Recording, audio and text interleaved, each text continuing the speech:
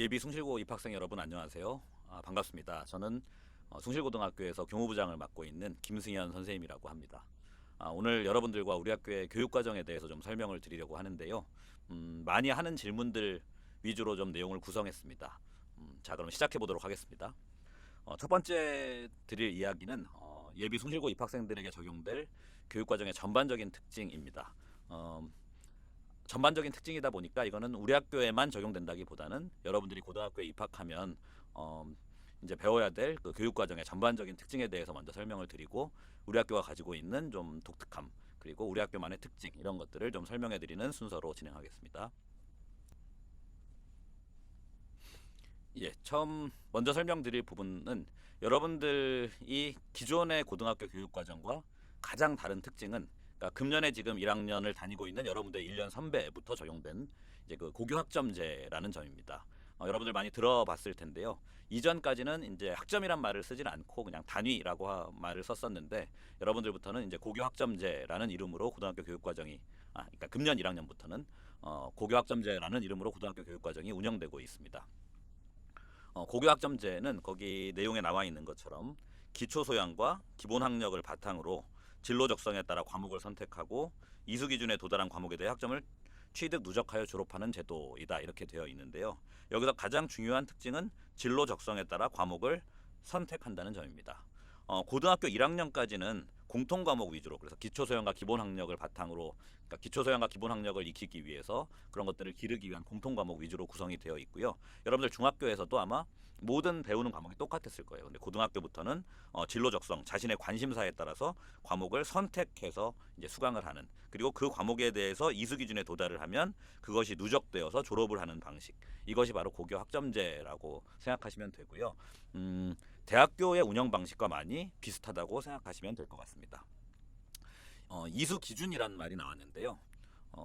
이게 이제 결정적인 차이인데 여러분들한테는 이게 좋은 소식은 사실 아닙니다. 무슨 말씀이냐 하면은 지금까지는 그냥 졸업을 할 수 있는 요건을 갖춘다는 것이 그냥 1년에 190일이 예를 들어서 수업일이다. 그러면 3분의 1 이상 빠지지 않고 그러니까 63일까지 결석을 하는 건 괜찮고 그러니까 64일 이상만 학교를 빠지지 않고 학교를 다니면 그냥 그 졸업 요건을 충족하는 거였어요. 1년 동안.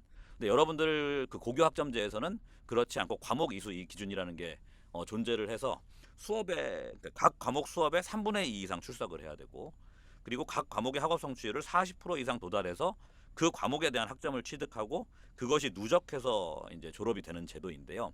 그러니까 훨씬 더 까다로워진 거죠. 이전에 비해서. 예전에는 그냥 뭐 이렇게 그 하루에 그냥 좀 늦게 나와서 조퇴를 하더라도 그러니까 늦게 나왔다가 일찍 조퇴를 하거나 그래서 수업을 한두 시간만 들었어도 그냥 그날 수업을 그냥 그날 출석을 한 걸로 인정을 했기 때문에 크게 상관이 없었는데 이제는 어떤 과목 수업은 듣고 어떤 과목 수업은 못 듣고 이렇기 때문에 이런 것들이 중요해지는 게 이제 고교 학점제인데요.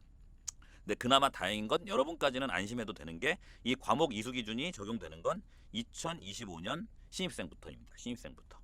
그러니까 여러분은 고교학점제라는 이름으로 운영은 되지만 이 기준이 그대로 적용되지는 않습니다. 그래서 고교학점제에 따르면 졸업 요건이 상당히 까다로울 수 있는데 여러분들은 적용이 아직은 유예되어 있다는 거. 예, 그거는 좀 뭐 다행이라고 하면 다행일 수 있는 것 같습니다.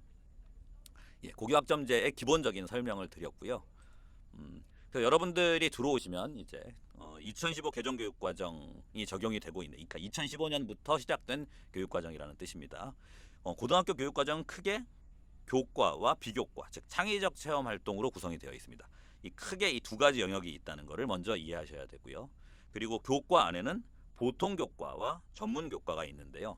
이제 보통 교과는 여러분들 일반고 그러니까 숭실고등학교는 일반고죠. 그리고 이 인근에 뭐 충암고, 대성고, 명지고 다 일반고입니다. 그 전문교과는 여러분들 외고라든가 그러니까 전문교과는 외고라든가 과고 그다음 특성화고 이런 데서 배우는 과목들인데요. 전문교과 원이 이제 외고, 과고, 체고 그러니까 체육 예술 계열 학교들 그리고 국제고 이런 데서 배우는 것들이 전문교과 원이고요. 전문교과 2는 소위 이제 특성화고에서 배우는 과목들입니다. 그래서 여러분들은 보통 교과를 중심으로 배우게 되는 것이고요. 일부 전문 교과가 일반고에서 선택해서 들을 수 있기 때문에 우리 학교에도 전문 교과가 개설되어, 예를 들면 심화 영어 같은 과목들이 개설되어 있습니다. 그래서 보통 교과이고요. 그 보통 교과 안에는 공통 과목과 또 선택 과목이 있습니다. 공통 과목은 아까 말씀드린 것처럼 1학년 때 배우는 과목들이 공통 과목입니다.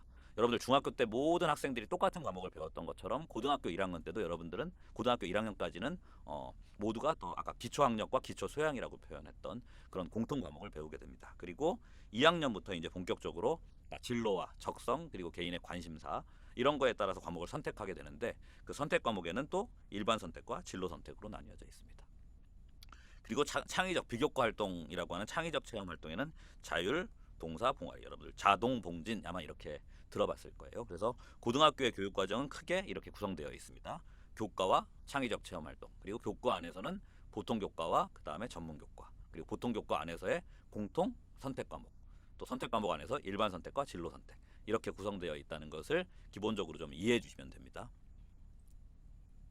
그리고 방금 공통 과목, 일반 선택 과목, 진로 선택 과목 이런 표현들이 나왔는데 간단히 말씀은 드렸지만 이제 공통 과목은 아까 1학년에 기초 소양, 기본 학력과 관련되어 있는 과목들이고요. 그러니까 중학교에 좀 연장선에 있다 이렇게 보셔도 될 것 같습니다.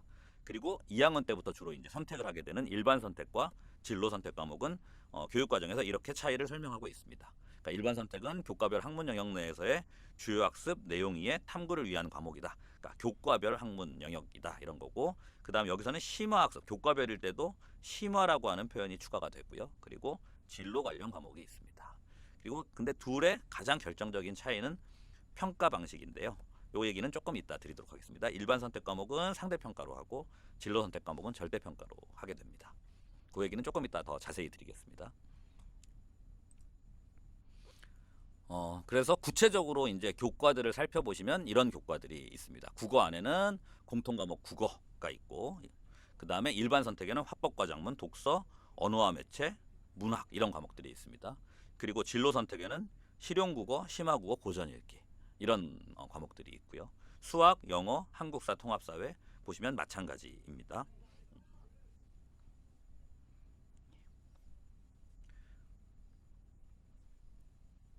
다음으로 넘어가겠습니다. 네, 여러분들이 이제 진로 선택, 그러니까 진로와 적성에 따라서 선택을 하게 되는데, 이 선택을 하지만 여러분들이 고려해야 될 거는 고등학교의 가장 어떻게 보면 큰 목적인 이제 대입과 관련이 있기 때문에 이제 선택을 할 때 어쩔 수 없이 수능에 있는 과목들을 여러분들이 좀 알고 계셔야 됩니다. 그래서 진로 적성을 위주로 선택을 하지만 그 선택을 할 때도 수능에 나오는 과목들을 좀 알고 계셔야 되는데요. 예를 들어서 국어는 독서와 문학을 모든 수험생들이 시험을 보게 되고요. 그리고 화법과 작문, 언어와 매체 중에 한 과목을 택하게 되어 있습니다. 그리고 수학도 수학 1과 2는 모든 수험생들이 선택을 해서 듣는 과목이고요. 모든 수험생들이 시험을 봐야 되는 과목이고요. 그리고 확률과 통계, 미적분, 기하 중에 하나를 택해서 또 시험을 보게 되어 있습니다.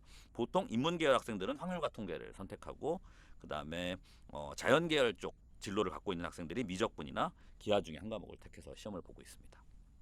그리고 사회와 과학에서도 두 과목을 택하게 되어 있기 때문에 아까 말씀드린 것처럼 진로와 적성 플러스 내가 수능에서 어떤 과목을 시험을 볼지 이런 것들을 고민하면서 이제 고등학교 교육과정을 여러분들이 선택하게 됩니다. 자, 지금까지 말씀드린 것들이 이제 전반적인 교육과정의 특징이라고 하면요. 이제부터 말씀드릴 거는 이제 숭실고가 가지고 있는 교육과정만의 특징에 대해서 말씀을 드리겠습니다. 여러분들 1학년 때는 아까 말씀드린 것처럼 공통과목이라는 이름으로 모든 그 일반고의 고등학생들이 똑같은 과목을 듣게 됩니다. 그래서 1학년은 특별한 특징이 없다고 보셔도 되고요. 그러니까 모든 학교들이 거의 동일하다 이렇게 생각하시면 되고요. 이제 2학년부터 여러분들이 본격적으로 이제 선택 과목을 수강하게 되는데 이제 숭실고등학교가 갖고 있는 가장 큰 특징은 선택권이 아주 넓다. 이게 우리 학교가 가지고 있는 가장 큰 특징이라고 볼 수 있을 것 같습니다. 여러분들 보시면 이렇게 뻥 뚫려 있죠. 그러니까 이 과목들 안에서 여러분들이 세 과목을 택하면 되고 그 다음에 또 이 전체 과목들 안에서 2학기에 또 세 과목을 택하면 됩니다. 근데 이건 선생님이 이제 학교 알림이에 있는 인근 학교의 교육과정을 가지고 왔는데 여기서는 보시는 것처럼 이렇게 숭실고등학교는 요런 게 없잖아요. 요런 게 없는데 이렇게 요 세 과목 중에 반드시 한 과목을 들어야 되고, 그다음 요 과목들 중에서 네 개를 택해야 되고, 그리고 또 요 중에서 한 과목을 택해야 되고, 그렇게 좀 과목이 칸이 쳐져 있죠. 그러니까 이것과 다르게 숭실고등학교의 교육과정은 이렇게 그 칸막이를 치지 않고, 그러니까 일본어, 중국어 아까 그 교육과정을 보시면 이렇게 칸막이가 돼 있고, 그 다음에 이 사회문제 탐구 관련 과목들을 따로 모아서 한 과목을 반드시, 우리는 뭐 들어도 되고 안 들어도 되는데 이제 반드시 한 과목을 들어야 되고 이렇게 있었는데, 이제 우리 학교의 교육과정은 이렇게 칸막이가 없이 여러분들의 선택권을 폭넓게 보장하고 있다는 거고요. 그리고 두 번째 아주 또 큰 특징은 학기제를 먼저 도입했다는 점입니다. 그래서 여러분들 요 세 과목과 요 세 과목이 다른 세 과목입니다, 여러분들. 그래서 총 여러분들은 6과목을 들을 수 있는 겁니다, 2학년 때.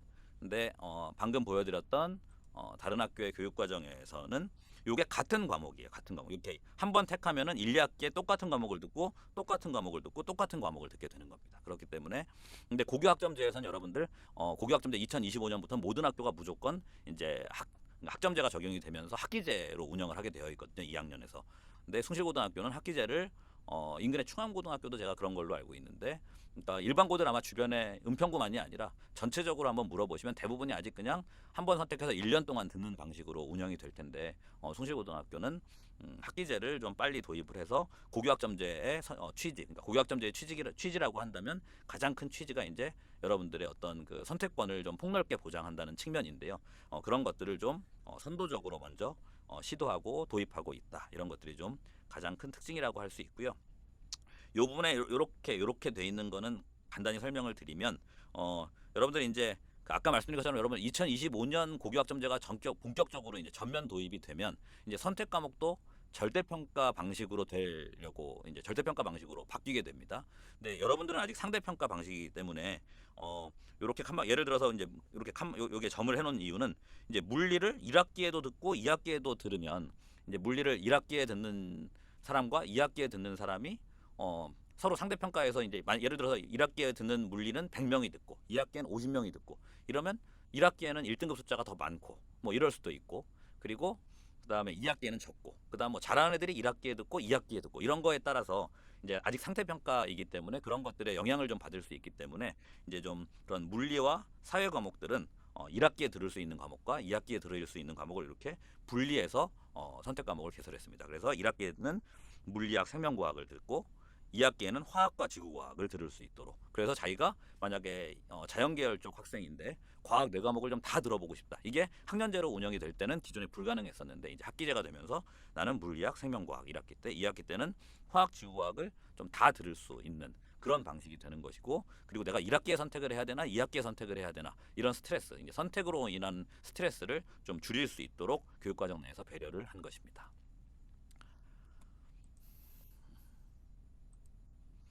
예, 그리고 이제 3학년 과목인데요. 이게 3학년 선택 과목에서도 여러분들 보시는 것처럼 전혀 과목 간 칸막이를 두지 않고 이렇게 크게. 근데 3학년은 이제 학년제로 운영이 됩니다. 그래서 8과목을 택하면 왜냐하면 3학년 2학기 때 이제 수능이 있기 때문에, 그리고 실질적으로 3학년 1학기에 중심으로 운영이 되기 때문에 좀 학년제로 이제 3학년은 운영이 되고요. 8과목을 이 전체 선택 과목 중에서 택하게 되어 있습니다. 그래서 다시 한번 말씀드리지만 여러분들의 선택권을 아주 폭넓게 보장하고 있다는 것이고요. 그리고 또 가장 큰 특징 중에 하나는 우리 학교에서는 지금 인공지능 수학이라든가, 그 다음에 인공지능 기초라든가, 정보과학, 공학 일반 이런 과목들을 전체적으로 다 개설을 하고 있습니다. 그래서 좀 그 소위 AI 시대에 맞춰서 여러분들이 인문계와 뭐 자연계열 상관없이 그런 그 인공지능 관련 그 학습들을 충분히 할 수 있고, 정보 관련 그리고 이 정보과학과 관련된 이런 과목들을 충분히 여러분들이 선택할 수 있도록 모든 과목을 개설하고 있다는 점을 좀 말씀드릴 수 있습니다.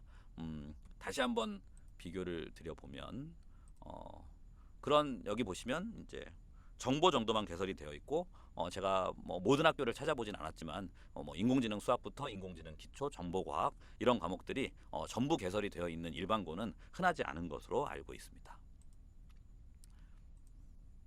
예, 그리고 여러분들이 이제 창의적 체험 활동인데요. 그러니까 교과와 크게 창의적 체험 활동으로 구성되어 있다고 그랬잖아요. 그러니까 금년에 1학년을 다니고 있는 학생들 그리고 여러분들이 이제 고교학점제의 제 1세대가 되는 건데요.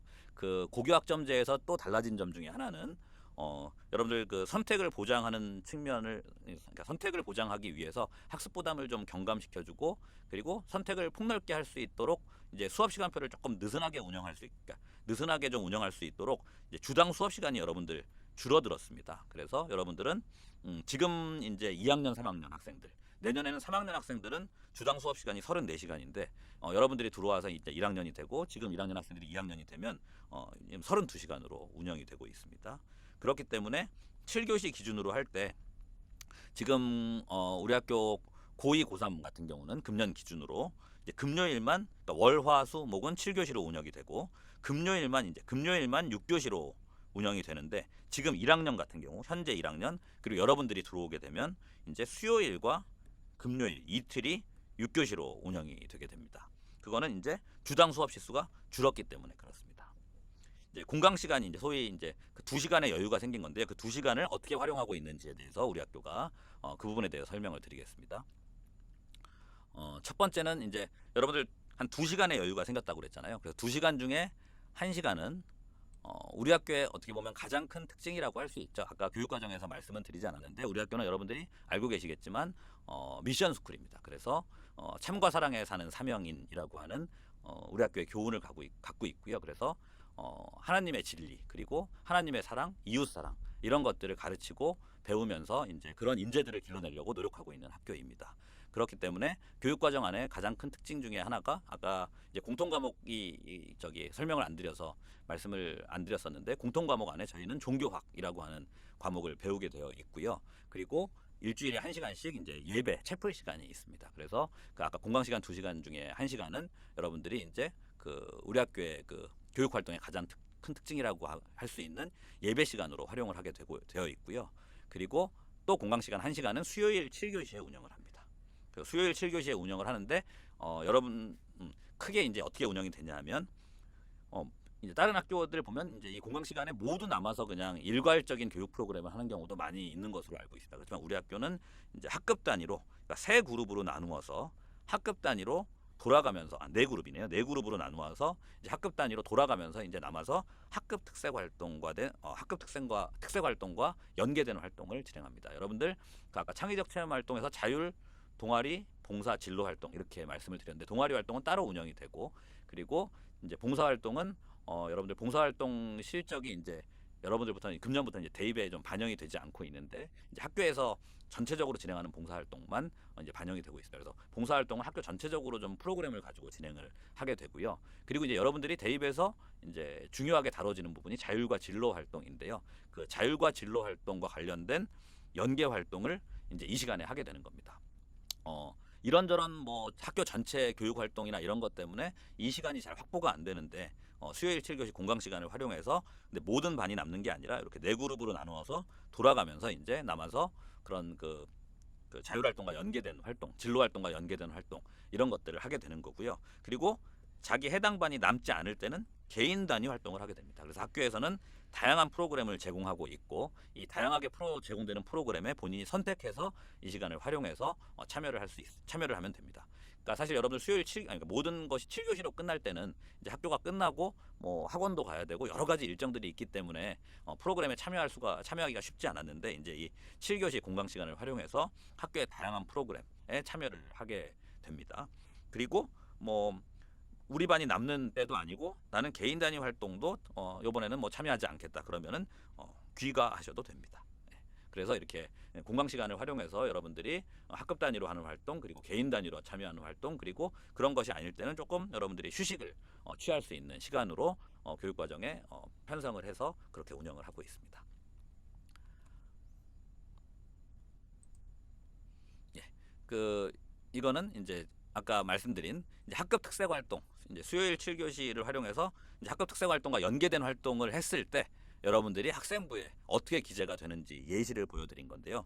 이제 여기 보시는 것처럼 학급 특색 활동으로 친구들과 관심자별 주제 탐구 활동을 해서 이러이러한 그러니까 뭐 간단한 게임을 만드는 탐구 활동을 진행하고 결과를 발표했다든가 책모닝 활동을 했다든가 진로심화 활동을 했다든가 뭐 그 시간을 활용해서 어떤 발표회에 참여를 했다든가 이런 식으로 이제 그 뭐 이 활동이 수요일 7교시만 하는 건 아니지만 기존에는 이제 월요일 1교시에 자율활동 시간이 있고 여러분들도 있게 될 텐데 그 시간만으로는 절대적인 시간이 많이 부족하기 때문에 수요일 7교시와 연계해서 활동을 하면서 훨씬 더 이런 자율 진로 활동들이 풍성해진 것들을 금년에 우리가 확인할 수 있었고요. 매년 한 8월 중순쯤에 이제 교육청에서 장학사님들이 나오셔서 이제 학교에 각 학교의 학생부를 점검하는 일들이 있는데 그 나오셨던 이제 장학사 분이 인근 학교에 비해서 숭실고등학교의 자율활동과 진로활동 기재가 아주 풍성하게 잘 되어 있고, 소위 이제 똑같은 활동을 한 게 아니라 학생마다 개별화돼서 그 내용이 아주 풍성하게 잘 기록되어 있다는 점을 좀 칭찬을 해주고 가셨습니다. 그래서 그런 것들을 좀 여러분들한테 강조드리고 싶습니다. 자, 평가의 특징에 대해서 이제 말씀을 좀 드리겠습니다. 평가와 관련된 부분 아까 이제 고등학교 교과가 이런 식으로 되어 있다고 말씀을 드렸죠. 그리고 일반고는 요거 플러스 이제 알파 해서 전문교과 일부 이렇게 된다고 말씀을 드렸습니다. 근데 이제 이 부분에 대한 평가가 어떻게 진행되냐 하면 이제 공통 과목과 일반 선택 과목은 이제 성취도가 5단계로 표시가 되고 이제 A, B, C, D, E로 표시가 되고 중요한 건 요건 아니네요. 체육예술은 중요한 건 이 석차 등급이 표시가 된다는 점입니다. 그래서 요거는 9등급의 석차 등급이 표시가 됩니다. 그런데 아까 말씀드린 진로 선택 과목은 A, B, C 3단계로만 표시가 되고 그리고 석차 등급이 나오지 않습니다. 그렇기 때문에 상대평가의 부담에서 훨씬 더 좀 그 부담이 덜한 측면이 있습니다. 그래서 일반 선택 과목과 진로 선택 과목의 가장 큰 특징은 요 차이다라고 하는 거를 좀 이해하실 필요가 있고요. 이게 이제 2025년 신입생부터는 일반 선택과 진로 선택 과목이 다 상대평가가 아니라 절대평가로 바뀌게 되어 있습니다. 여러분들까지는 일반 선택과 진로 선택 과목이 상대평가 등급이 나오고 안 나오고의 차이가 존재를 하고 이것 때문에 아까 이제 그 교육과정 설명을 할 때 이제 물리나 뭐 지구과학, 화학, 생명공학 그다음 이제 사회 과목들을 이렇게 1, 2학기에 이렇게 다 선택을 하는 게 아니라 이제 한 학기에 좀 학기별로 나눠서 선택할 수 있도록 아까 구성을 했다라고 하는 것이 이 이야기 때문에 그런 것이었습니다.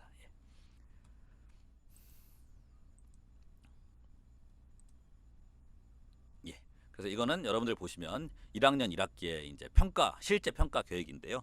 여러분 각 과목은 크게 수행 평가와 지필 평가로 구성이 되어 있습니다. 그래서 수행 평가를 한 30%에서 40%, 높게는 50%까지 그리고 그 진로 선택 과목이나 이제 과학 탐구 실험처럼 이런 과목들에서는 100%로 하는 경우도 있고요. 그리고 여기도 100%를 볼 수 있겠죠. 그리고 이제 요건 중간고사고 기말고사입니다. 그래서 여러분들 전부 100점 나중에 이제 100점 100%로 환산이 돼서 들어가게 됩니다.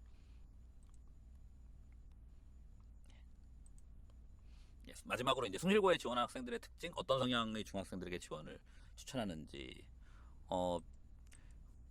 기본적으로 우리 학교 학생들이 좀 이렇게 품성이 좋은 것 같습니다. 그러니까 그런 건 언제 확인이 되냐면 이제 수학여행이나 이런 거를 가보면 늘 그냥 듣는 말들이 있습니다.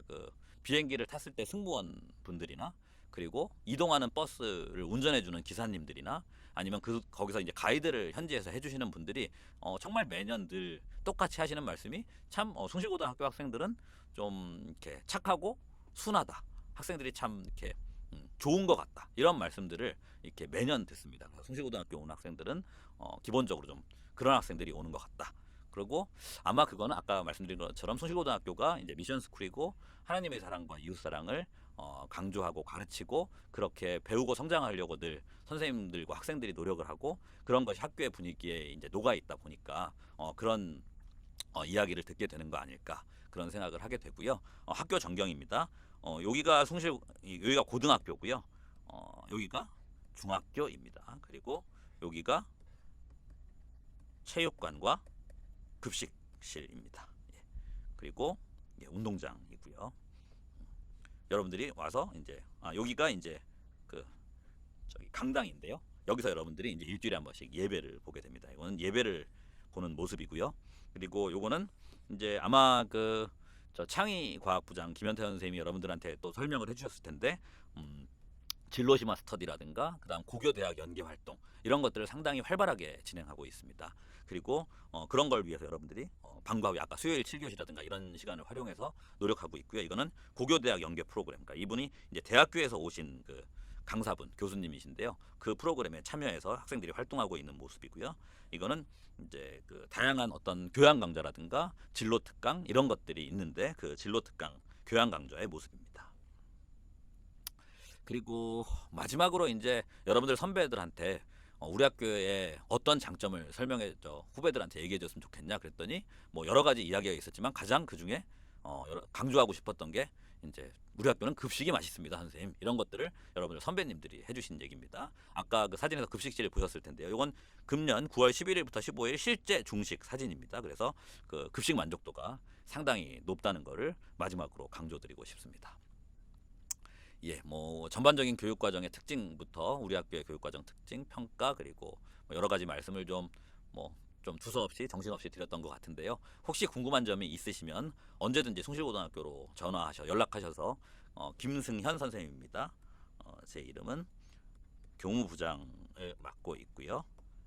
김승현 선생님입니다. 언제든지 학교로 전화하셔가지고 뭐 이렇게 질문해 주시면 친절하게 답변을 해드리도록 하겠습니다. 그럼 여러분들 아직 뭐 신입생은 아니지만 예비 신입생 여러분들 환영하는 마음으로 기다리고 있겠습니다. 예, 이상입니다. 예, 수고하셨습니다. 반갑습니다.